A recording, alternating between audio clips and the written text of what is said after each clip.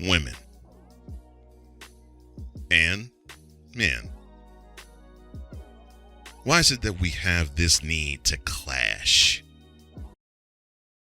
Why is it that we don't want to do anything at times but outshine and gloat at the other's expense? BS3 Network proudly presents a conversation needing to be had between men and women. Because do we want to compete with one another? Or do we want our uniqueness to be celebrated the most from the opposite gender? Revelations, the panel, Battle of the Sexes. Why are we aggressively in competition with each other? Live Friday, October 28th at 7 p.m. Central.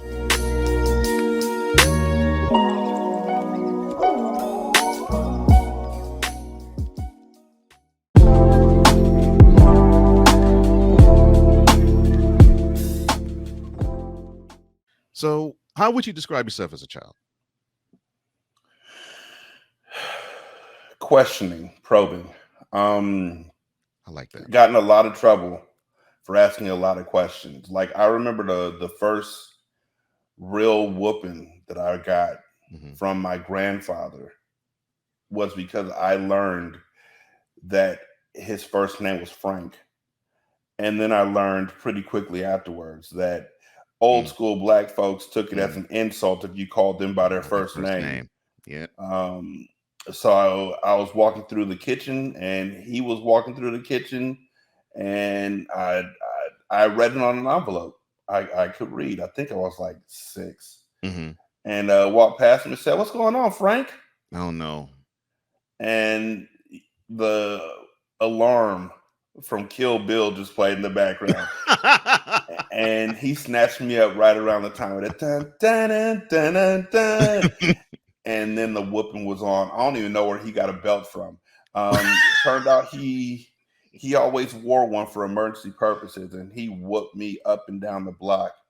Not emergency purposes. But wow. In that, I learned 2 very important lessons. One, we are not able to decide what the next person finds as disrespect or to define what the next person finds to be disrespectful. Right. So we cannot assume that what we find to be commonplace is common for everyone. And 2, knowledge is power. Yes, it is. Like just knowing what his name was literally changed his whole day. If an adult had called him Frank, he would have just kept moving like, "Hey, what's going on?" But me, as a child, knowing what his name was and calling it out, brought out a side of my grandfather, a stoic, silent man. Passed away way too young. Oh, man. Brought out a side of him that I had never seen before. The side that my mom knew as the eldest child. I got to see. And my mom was like, "What did he do?" She was asking him because I was out there crying. Right. And he was like, "He knows what he did."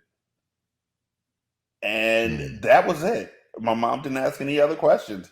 So at that point, I did learn that what I find to be the norm and what others find to be the norm is usually 2 completely different things.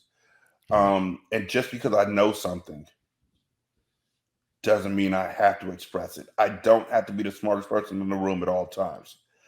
Because as I learned that day, knowing more than the next person can get your whooped. Knowing too much can literally get your whooped. That's what I learned that day. And it was a very important lesson. Because you know what? Now that I think about it as an adult, literally today, now that I think about it, there had to be other people in the house that knew his first name. Other grandchildren in the house. I was the youngest grandchild. There had to be other grandkids in the house who knew his first name and just knew better than to say it. And